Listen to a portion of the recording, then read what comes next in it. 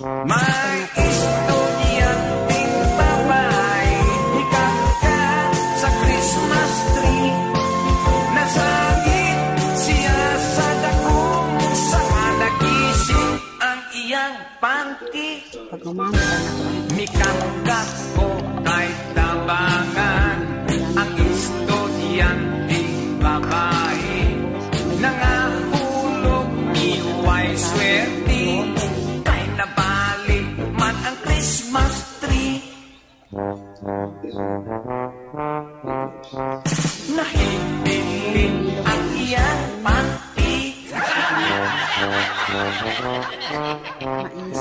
Maong di ay ang iyang panty.